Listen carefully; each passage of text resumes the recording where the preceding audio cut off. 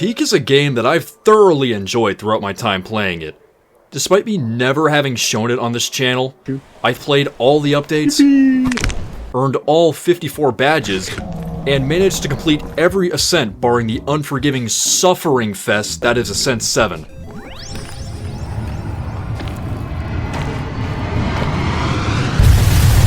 But can we take things further? What if we try to complete the game without even touching one of its core mechanics, the luggage system? Because, as it turns out, following the dynamite incident of 2025, my scout seems to have developed an intense fear of suitcases and now refuses to even open a single one, regardless of what life-saving goodies may be inside. Can this luggage-phobic scout still manage to escape the island?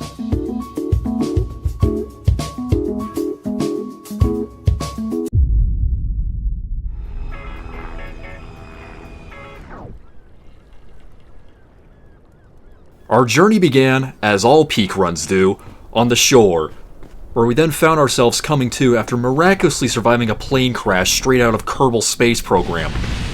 Following a basic game plan that I'd come up with earlier, I then immediately started the run by gathering several coconuts and proceeding to cook them in the healthy, nutritious Jet A fumes, drastically increasing their nutritional value, because cooked food gives more stamina, and allowing me to gain a full bar of reserve stamina right out of the gate. Because, since I'm not allowed to open any luggage, that means no packaged food, and hence extra stamina may be in short supply for this challenge, especially in the later biomes where there's very little naturally occurring food to begin with.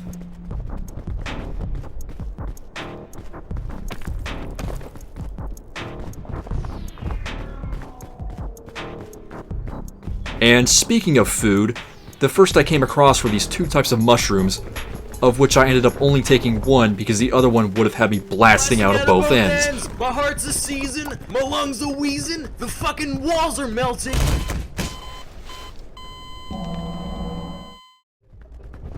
The rest of the climb up the shore ended up being fairly straightforward, as it is basically the tutorial of the game after all, even after the omnipresent fog began its slow ascent up the mountain.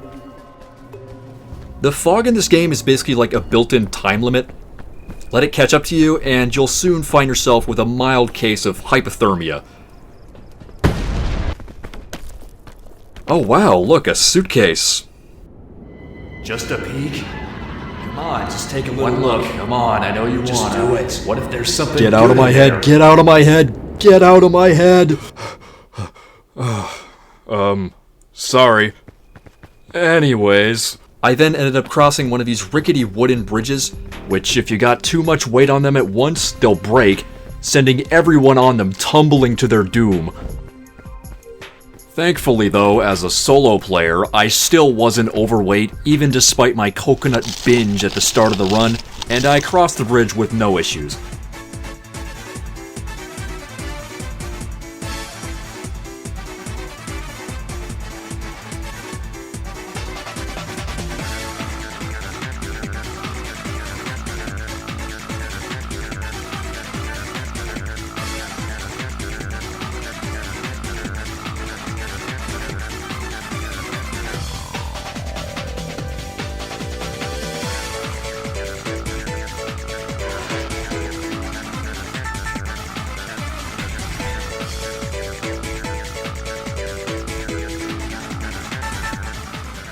Shortly after this, I then reached the summit of the shore, where I was greeted by the first campfire, as well as this handy little magic statue, which, while it normally is used to revive your fallen comrades, in single player it will give you a random magical item, in this case the fairy lantern, which can be used to heal negative status effects such as injury, poison, or cold damage.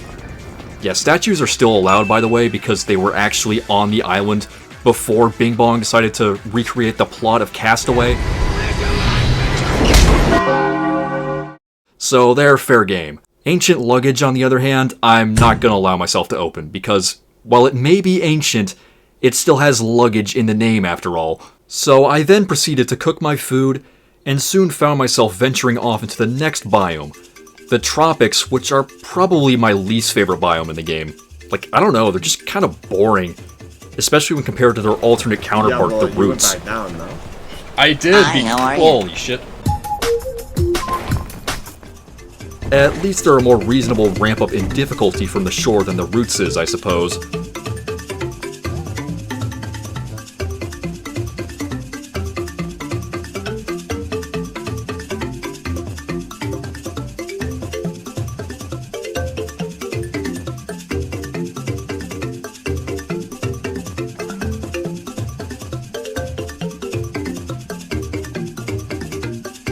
And they also have banana.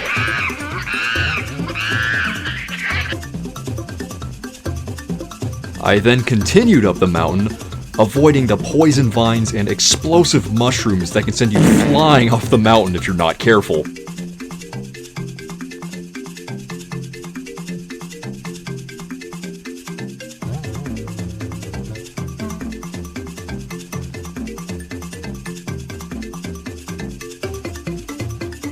There's also these massive trees that you can climb that usually have luggage at the top, but you already know by now, no luggage, no way I'm climbing that giant-ass tree for no reason.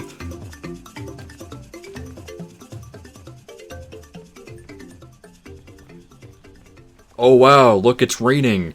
Now I can't wait to just sit here for 30 seconds until it finishes. Gameplay. I then got impatient and decided to just climb in the rain anyways, and then ended up wasting a bunch of reserve stamina because this one ledge wasn't standable. But other than that, the rest of Tropics was fairly uneventful, barring the coconut incident.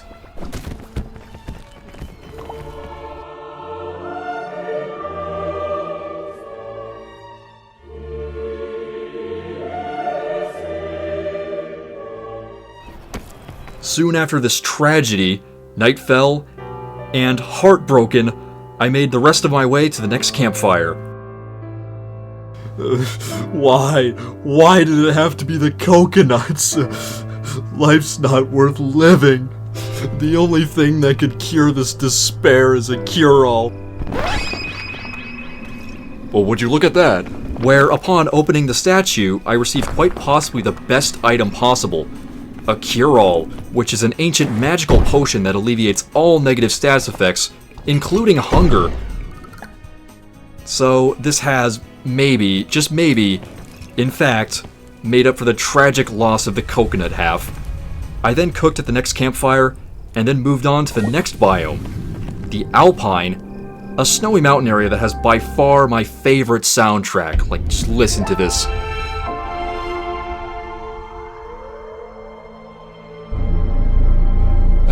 Perfection. It's also one of the coolest areas in the game. At least until this happens. I guess the wind didn't appreciate my bad jokes, huh? Today's variant in particular also happened to have geysers absolutely everywhere, including this one just floating on the side of a tree. Normally geysers are pretty chill, just, you know, don't get too close after all. I then came across quite possibly the best naturally occurring climbing item, the shelf fungus, which basically allows you to create a platform to rest on mid-climb, which will come in very useful later.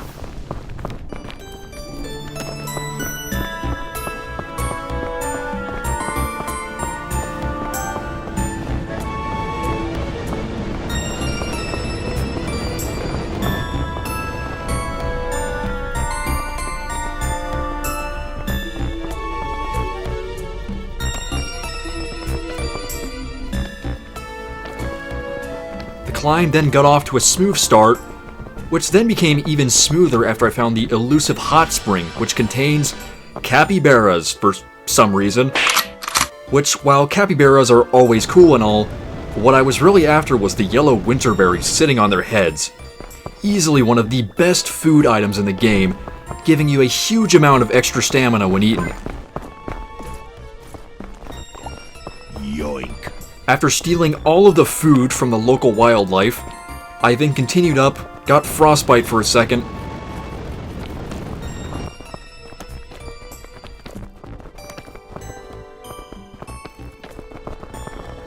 and then ran into my biggest hurdle yet, this overhanging rock. I tried to reach it the normal way, but couldn't, meaning I had to bring out my secret weapon, the bean, which I had found a few minutes back on my way up to the capybaras.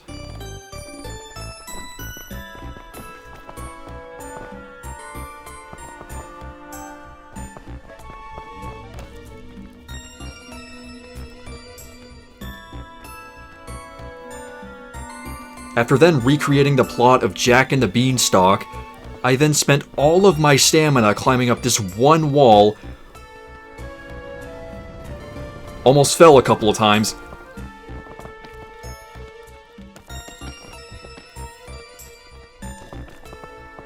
And then successfully reached the summit. I then tried to look around for any more beans or shelf fungi that I could find, as these would greatly help me later, but I didn't find any. Sad. So I just moved on. At least the statue gave me this anti-gravity rope though, so that's nice.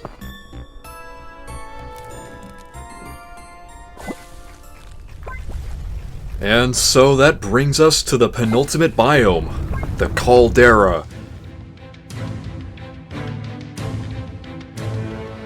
Which, while it looks quite intimidating, is actually quite possibly even easier than the shore, depending on the generation of the day that you're playing. Ultimately though, it's pretty straightforward. Just jump between the rocks when the lava's down, and don't take stupid risks.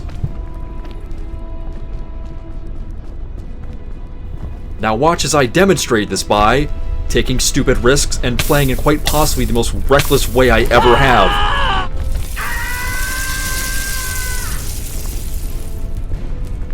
Listen, do as I say, not as I do, kids.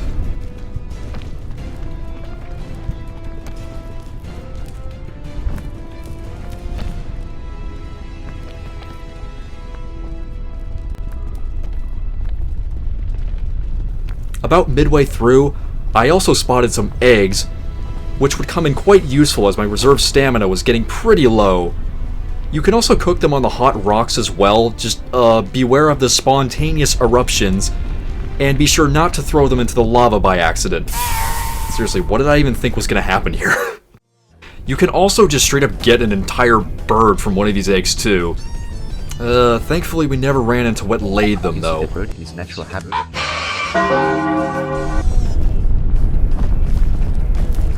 From there, I then continued across the rest of the caldera with my mildly reckless antics. Pray that the kiln wouldn't be absolutely awful today. Please, I beg of you. And we then soon found ourselves reaching the temple, where, of course, there is an absolute motherload of luggage, of which we can't open a single one. Luckily, we can still use the statue, though, and the Book of Bones. Book of Bones. Bob, is that you? Bob over here can turn the user into a skeleton, which makes them immune to all hunger, heat, cold, poison, you name it. So that sounds pretty overpowered, right? Well, yeah, it kind of is, just there's a minor caveat here. You now take 8 times more fall damage, and now, while I don't consider myself particularly accident-prone in this game, all it takes is one mishap, and suddenly you're a pile of bones hurtling down the mountain, which is a bit suboptimal.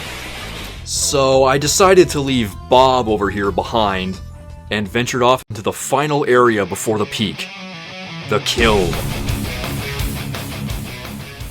I then lit the final campfire, and the ascent began.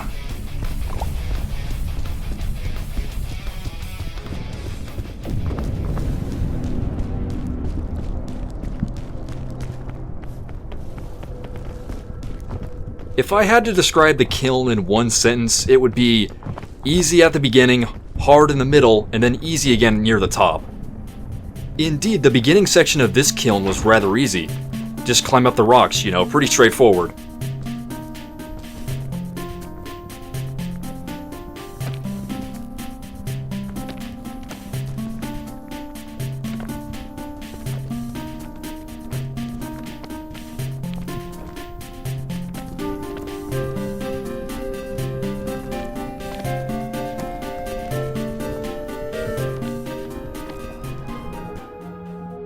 In fact, the whole ascent seemed to be going pretty smoothly, until I was met with this rock wall that was basically unclimbable without equipment.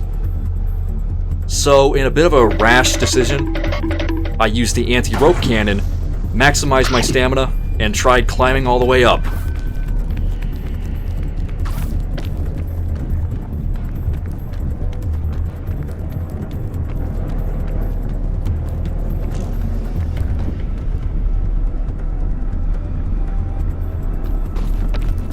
Yeah, I didn't make it. Not even close. So that's when I tried my next item, the shelf fungus. Which, while it allowed me to access a new area, still proved to not be enough to get me up to the next safe ledge. And to make matters even worse, by this point the lava had already started to rise quite a ways. Actually, wouldn't it be magma because it's still in a volcano? I then tried, in vain, a few more times to somehow clutch a way up, but it was no use. I even managed to nearly reach this ledge before I then slid off, taking lethal fall damage. Even though I then used the cure-all to save myself and start one last-ditch attempt, at this point I knew it was pretty much over. Attempt 1 had failed. God, if only I still had the bean, man. None of this would have happened if I had the bean.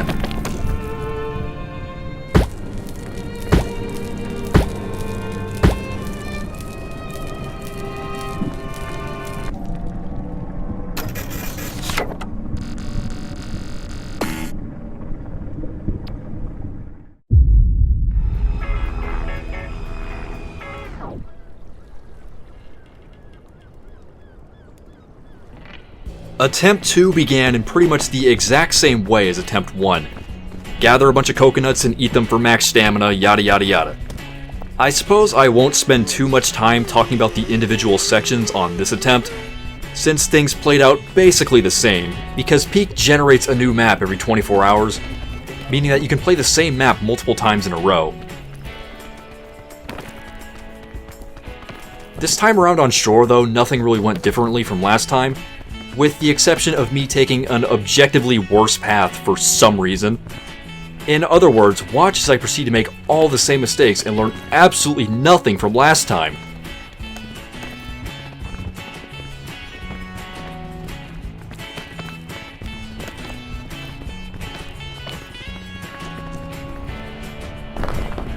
Hey look, it's Bob again.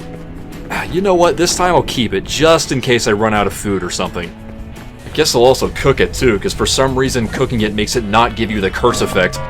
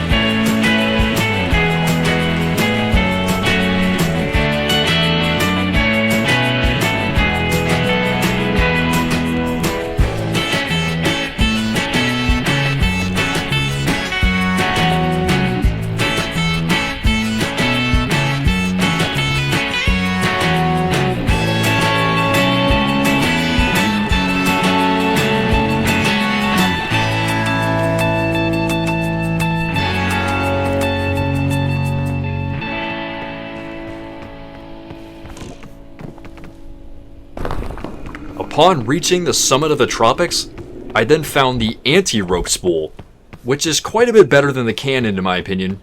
Just, you know, ignore the constant, aggravating, annoying-ass noise it makes, like, just shut up!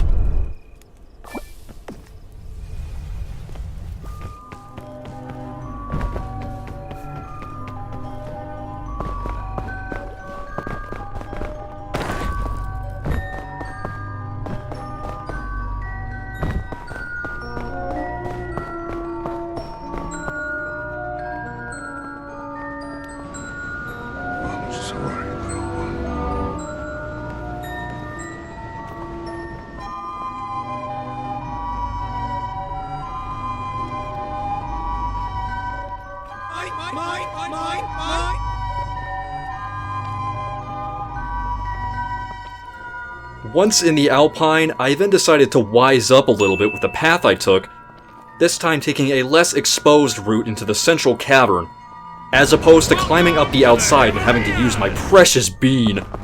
My precious. That's not to say the cave doesn't come with its own hazards, however. Geysers are more frequent, there are these cold rocks that will give you hypothermia if you touch them, and the overall climb tends to be generally more difficult. There's also this berry that straight up just makes you fall asleep if you eat it. Alright, you know what? I think I'll just ditch the remedy fungus, because if I fall, that's just a skill issue, right?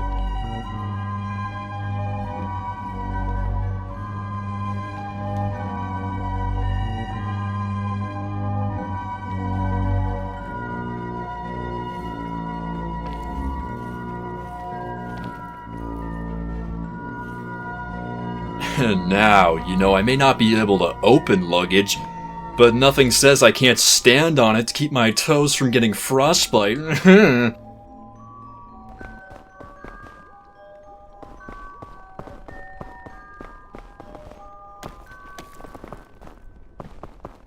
Overall, though, this route had proven to be quite promising, even after I nearly got launched into the mesosphere by this geyser I couldn't see. It's fine, everything's fine. Holy crap. Alright, let's try that one more time and go for this rusty piton instead.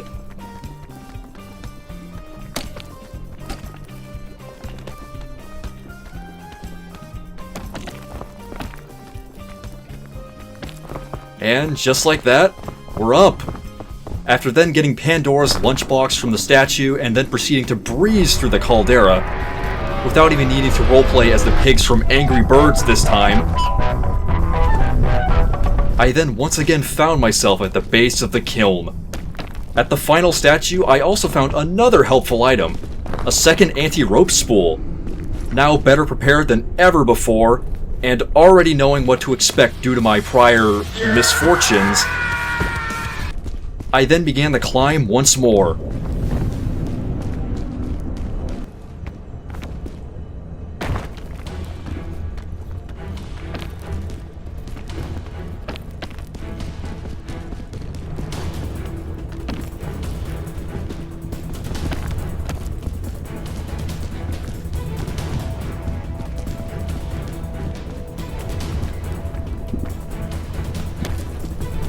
And after just a couple of minutes, I returned to the point that I had gotten stuck at previously. And that's when I brought out my strongest weapon of all, the bean.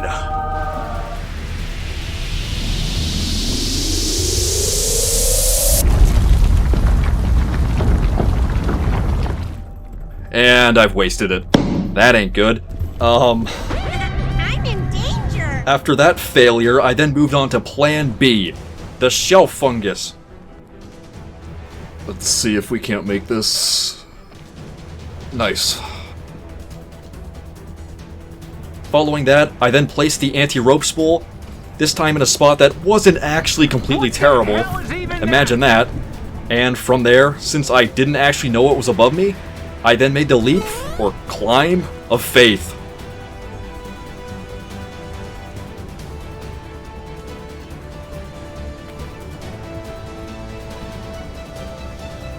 And with that, the obstacle that had bested us last time had been surmounted. All that was left to do now was to reach the peak. He said it! He said it!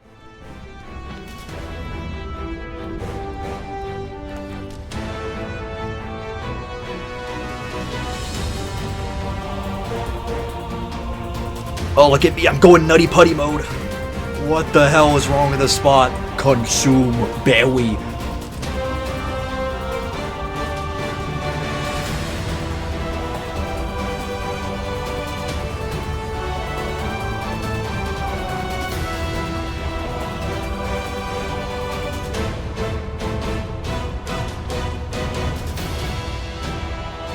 Man, if only I found balloons. I found like absolutely no balloons this run, then I could just go to space. You want to go to space? And also just ignore the minor panic that was induced after the game decided that I should really just get to know this wall a little bit better.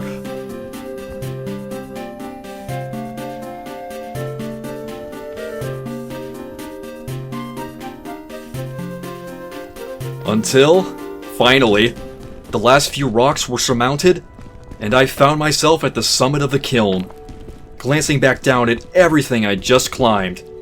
At which point, I finally told the anti-rope to shut up. Peace and quiet. Finally, inner peace. Let us salute those who didn't reach the peak today, including my past self, I guess. What is a cookie cat? And finally, get out of here.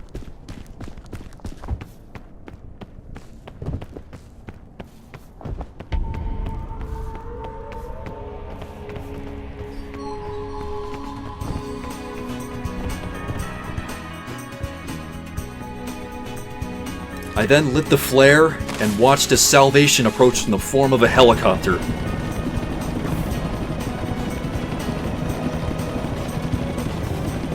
Here, how about I climb up to you? Ow! And there you have it, folks. You can, in fact, beat Peak without opening any luggage. Well, I'd hope so, considering apparently people have done it without even collecting any items, period. So it better be possible. Thanks for watching, and see you next time, dweebs.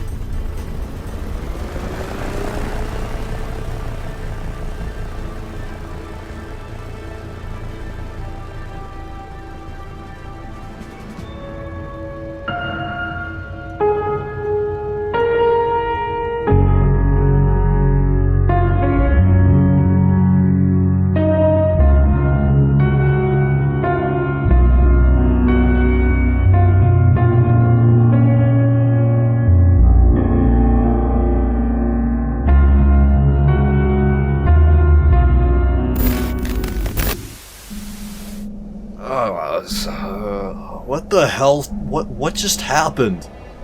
Where am I?